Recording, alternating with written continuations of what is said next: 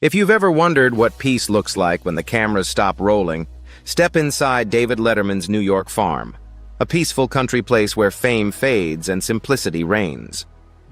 Nestled among the gentle mountains of the Hudson Valley, it's a world of morning light, open fields, and the steady rhythms of a man learning to live by the land instead of laughter. But before this peace, there was a career that reshaped television, and a voice that shaped generations of comedy. David Letterman was born on April 12, 1947, in Indianapolis, Indiana. He grew up in a modest neighborhood, the son of Harry, a florist, and Dorothy, a church secretary. His father was his greatest inspiration, warm, funny, and sincere in every way. When Harry died of a heart attack at age 57, David was plunged into quiet grief. That loss shaped the sense of humor he is known for, sharp on the outside, but gentle on the inside. At Ball State University, David Letterman studied radio and quickly fell in love with the unpredictable energy of live television. He was by no means polished or conventional. He was sharp, sarcastic, and had no tolerance for formality. When he was fired from the college radio station for mocking classical music, it wasn't rebellion. It was his innate sense of humor. Even then, he knew what made him different. His first real job was as a weatherman in Indianapolis, where he couldn't resist turning every forecast into a joke. He made up stories, made predictions, and both surprised and delighted audiences. For Letterman, television was just a playground. But by the mid-1970s, he wanted more. Friends suggested he try Los Angeles, so he loaded up his car, grabbed some demo tapes, and headed west to pursue the possibilities. Los Angeles wasn't easy. He performed at the Comedy Store, often the same night as Jay Leno and Robin Williams. He was awkward, self-conscious, and never sure whether the audience was laughing with him or at him. But that awkwardness became his style. Before long, his dry sense of humor caught the attention of Johnny Carson, the biggest name in late-night television. When Letterman finally appeared on The Tonight Show, Carson saw something rare, a comedian who didn't need to please anyone. He just spoke frankly and quietly did his job. In 1980, NBC gave him his first show, a morning comedy series that critics praised but audiences didn't really understand. It was too quirky, too clever, too early in the day. After 4 months, it was canceled, but the failure proved he could host a show. He just needed a better time slot. That opportunity came in 1982 with Late Night with David Letterman. Airing after midnight, the show broke all the rules. Silly jokes, elevator races, interviews that felt like mind games. Letterman turned late-night television on its head. He mocked the talk show format and made it his own. To a generation of young viewers, he was the anti-host, genuine, awkward, and genuine. Then came the turning point. When Johnny Carson retired in 1992, many expected Letterman to take over The Tonight Show. Instead, NBC gave it to Jay Leno, a move that stunned everyone. Letterman left CBS and launched The Late Show in 1993 at the historic Ed Sullivan Theater.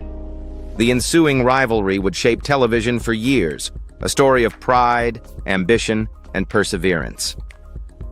For decades, Letterman dominated late-night television. His interviews could be sharp or surprisingly gentle. He made politicians sweat and comedians feel seen, but fame never made him comfortable. Behind the jokes was the same quiet man from Indianapolis, curious and a little shy. After more than 6,000 episodes, he said goodbye in 2015. Nearly 14 million people tuned in, not just for nostalgia, but to thank the man who made truth funny. Today, Letterman sports a long beard and a calm smile. His Netflix show, My Next Guest Needs No Introduction, replaces jokes with real conversations with the likes of Barack Obama and Volodymyr Zelensky. He now listens more than he talks, from comedian to storyteller. For a man who spent years standing in front of millions, peace comes from fields, not applause. Away from television, Letterman has found his new home, a quiet farmhouse in New York, where life finally slows down. Inside the New York farm. Located on Vale Lane, one of North Salem's most picturesque streets, David Letterman's farm feels like a quiet world away. He first purchased the 88-acre property in 1994 for $5.7 million, then added 20 acres next door in 1995, 2007, creating a 108-acre country retreat. Today, the property, currently valued at $6.2 million, remains one of the Hudson Valley's most private and admired estates. Designed by architect Tassos Kokoris, the home combines classic American craftsmanship with the laid-back charm of rural New York. From the street, cedar shingles and a stone facade give the home a warm, natural texture that blends easily into the hills. A long, tree-lined path leads to the main house, elegant yet casual, nestled among ancient oaks, shrubs, and lush meadows where the fresh air is endless. At first glance, the house feels timeless. Columns, white arches, and large windows create a balance between formality and comfort. On clear afternoons, the porch glows softly in golden light. Behind the house is an infinity pool that stretches to the horizon, its waters reflecting the sky. Slate paving and neatly trimmed hedges frame the view, while the nearby outdoor kitchen, with a built-in oven, bar, and shaded living room, turns summer evenings into easy gatherings of food, laughter, and light. Inside, the tone shifts from luxurious to casual. The front door opens to a bright foyer with oak floors that shine in the natural light. The living room, centered on a large stone fireplace, is simple and cozy, furnished with a cream sofa and soft beige rug. French windows open onto the terrace, allowing gentle daylight to filter throughout. In one corner is a black grand piano, elegant, private, and casual. The kitchen has a similarly relaxed feel. The vaulted white ceiling gives the room an airy feel, while cherry wood cabinets and open shelving add warmth. A long marble island sits in the center, surrounded by leather stools, perfect for a quick breakfast or a late-night conversation. Stainless steel appliances are paired with rustic accents, copper pans, spice racks, and a window framed by greenery in the distance. The adjacent dining room has a more traditional feel. Olive green walls, a crystal chandelier, and vintage paintings create a cozy, classic space. The long oak table, slightly worn at the edges, evokes family dinners and conversations that lingered long after the plates were cleared. Upstairs, the master bedroom exudes a peaceful, relaxing atmosphere. Pale beige walls, soft linens, and a wool blanket at the foot of the bed create a warm, intimate atmosphere. A small fireplace glows softly on cold nights, while French windows open onto a balcony overlooking rolling fields and grazing horses in the distance. Next to it, a quiet office with oak shelves and west-facing windows provides a space for reflection, a corner for slow thinking and long sunsets. The lower level has been transformed into a private retreat.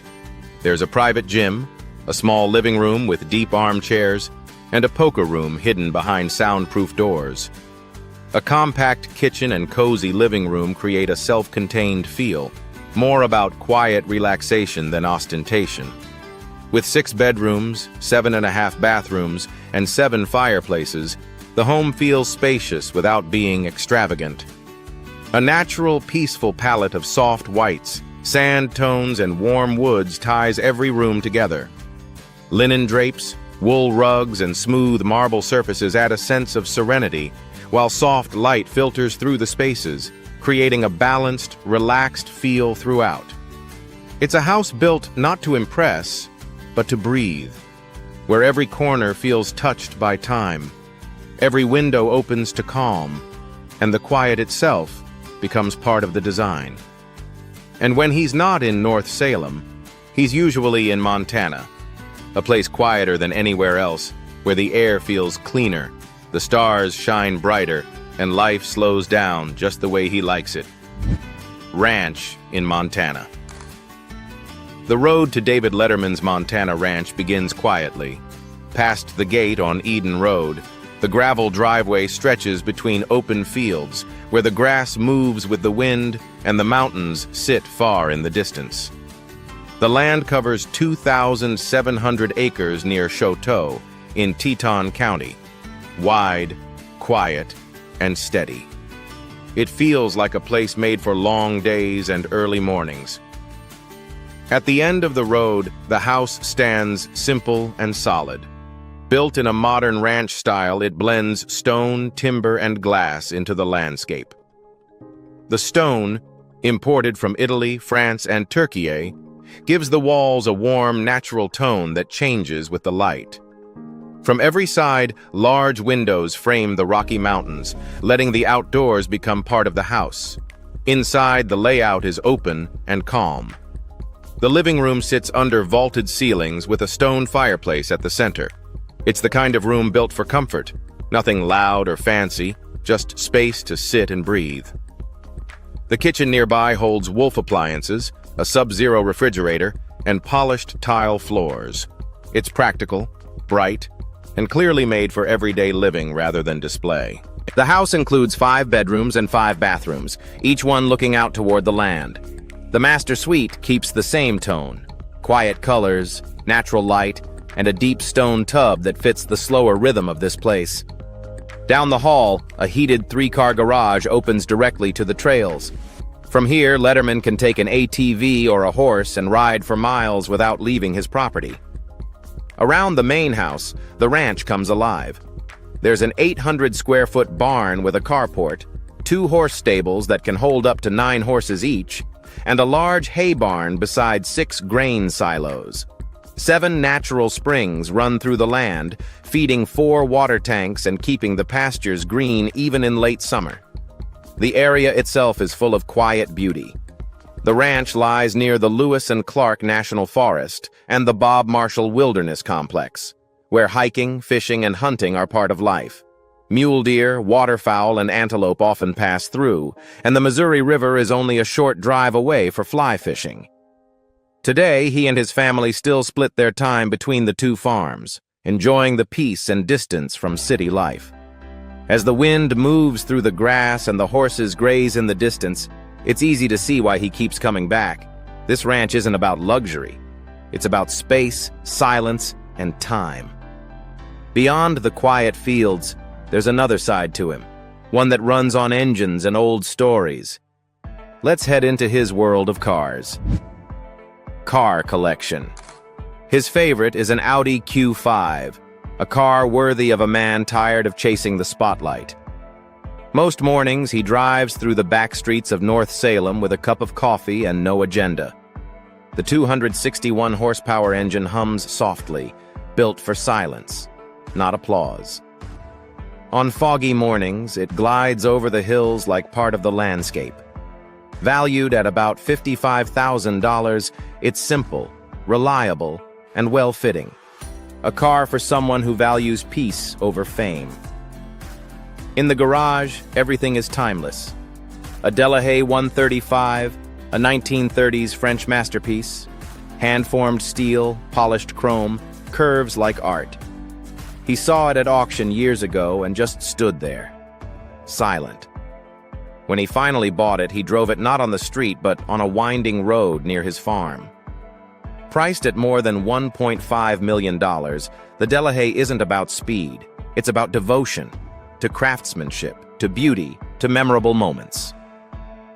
Nearby is his 2012 Ford Focus Electric, a car that reflects his quiet pragmatism.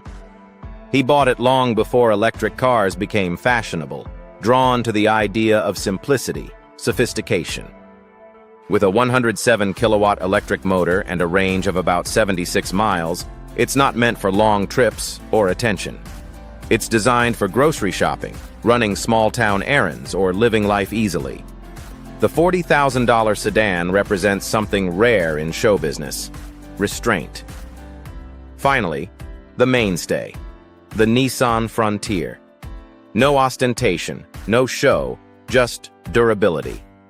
With a 310 horsepower V6, it carries tools, food, and whatever else he needs for the day. He bought it after leaving The Late Show, his first week driving without going anywhere. For around $35,000, it has become part of his daily routine, a reminder that comfort doesn't have to be complicated. You can imagine, he gets out of the Nissan, dusts it off, and gets in like it's just another day. A simple man, a simple ride. But his bank account? That's a whole other story.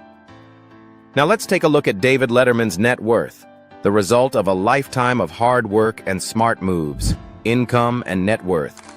David Letterman is now worth an estimated $400 million, a figure that feels less like a jackpot and more like the long echo of 4 decades behind the desk.